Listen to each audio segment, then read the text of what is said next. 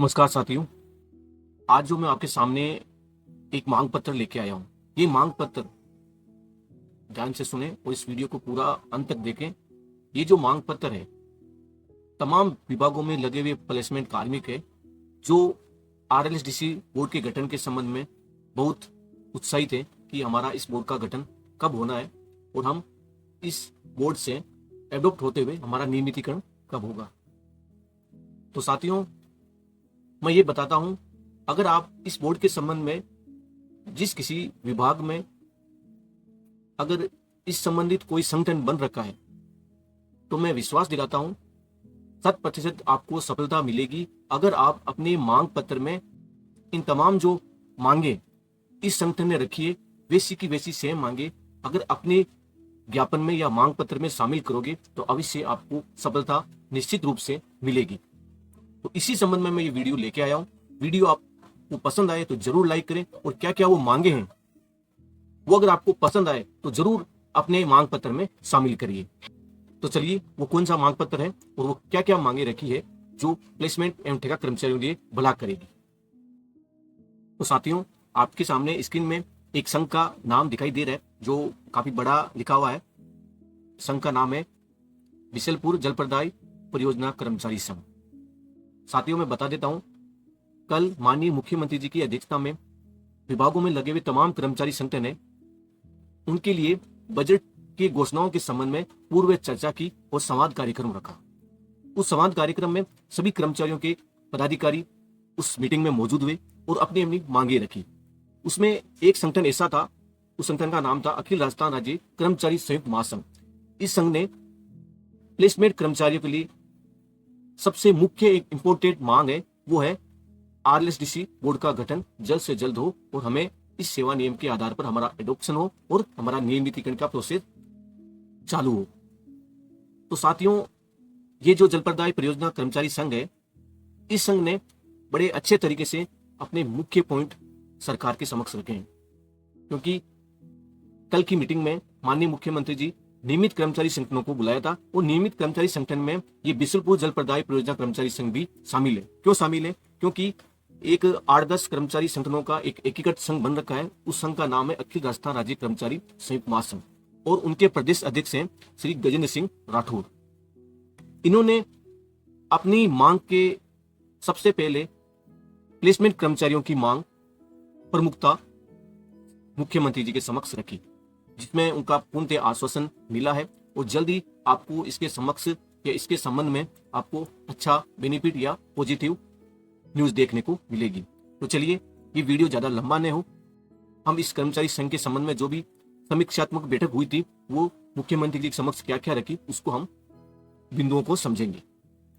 तो आप देख सकते हैं, ये जो परियोजना कर्मचारी संघ है इसका संबंध भारतीय जल प्रदाय कर्मचारी महासंघ से भी है। इसके अलावा इसका संबंध अखिल राजस्थान राज्य कर्मचारी संयुक्त महासंघ, जो मैंने आपको बताया था, ये इसी का ही एक कड़ी है, या मान के चलो इसी का ही एक ये संघ है जो संयुक्त रूप से एक संघ बना हुआ है, हकीकत संघ, जिसके अध्यक्ष हैं गजेंद्र सिंह राठौर।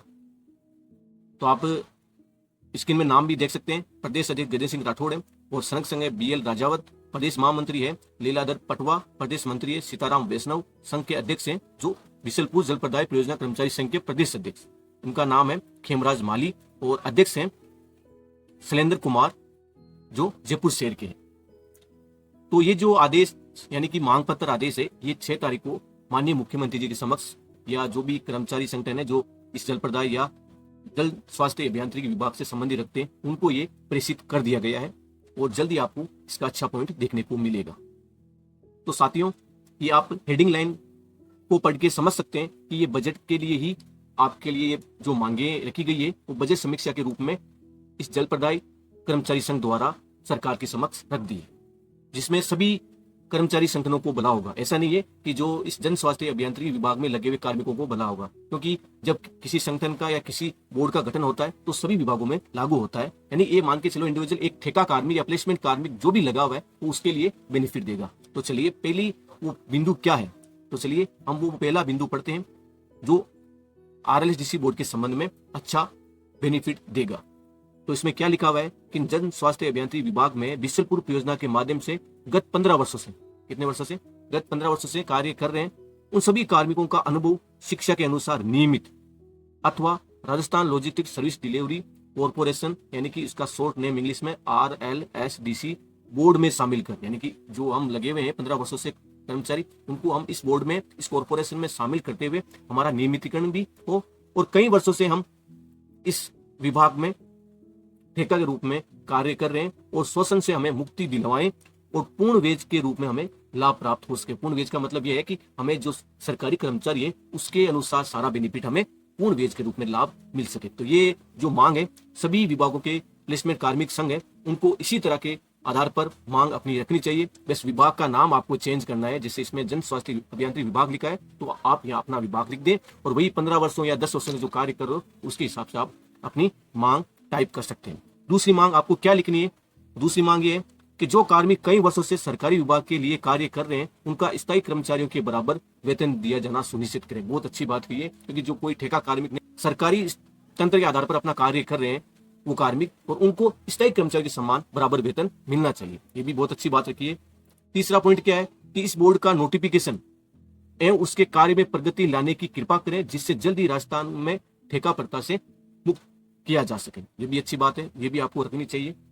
चौथा पॉइंट है कि इस अभियांत्रिकी विभाग में आगामी टेंडर प्रक्रिया चालू होने से नए ठेकेदारों को टेंडर मिलने की वजह से पुराने लगे हुए कई वर्षों से कार्य कार्मिकों को सर्विस से नहीं निकाला जाए और टेंडर चाहे किसी भी संस्था को मिले। बहुत अच्छी बात रही है, क्योंकि सभी विभागों में ये समस्या आमतौर पर बनी रहती है। तो इसमें यह मांग बहुत अच्छी रखी है कि जो अगर कोई ठेकेदार नया टेंडर ले लेता है और इससे क्या जो पुराने लगे हुए कार्मिक है उनको हटा के नए कार्मिक ठेकेदार द्वारा ले लिए जाते हैं, जिससे वो क्या है जो कई वर्षों से लगे हुए जो कार्मिक हैं उनको बेरोजगारी का सामना करना पड़ रहा है। तो ये भी एक अच्छा रूल बनाए, और ये रूल कब फॉलो करेगा? जब इस RLSDC बोर्ड का गठन हो जाएगा, गठन होते ही आपका नोटिफिकेशन आएगा और आप इस सेवा में एडॉप्ट हो जाएंगे, तब आप पूरे सरकारी विभाग के अनुसार यानी कि 60 वर्ष तक आप एक विभाग में कार्य करेंगे। उसका मुख्य तोड़ यही है, जब तक इस बोर्ड का गठन नहीं होगा तब तक ये समस्या हर विभाग में बनी रही। तो पांचवा बिंदु क्या है कि राजस्थान सरकार अगर ठेका प्रथा समाप्त करती है तो राजस्थान सरकार को राजस्व का भी फायदा होगा और बेरोजगारी व कमीशन खोरी भी कम होगी। बहुत अच्छी पॉइंट रखी है, ताकि आगे ये सरकार को एक पॉजिटिव विचार भी दिया है कि इसमें सरकार को भी घाटा नहीं हो और कमीशन खोरी भी बंद होगी और बेरोजगारी भी खत्म होगी, जो सरकार ये जरूर चाहती है सभी राजस्थान क्षेत्र में।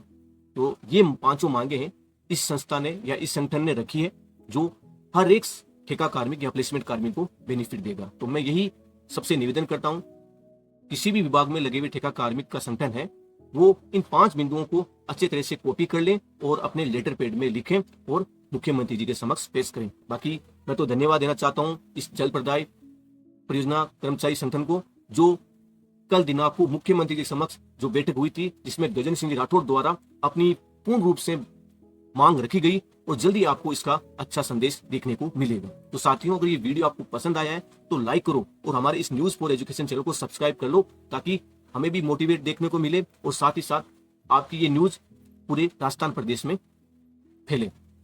जय हिंद, जय भारत, धन्यवाद।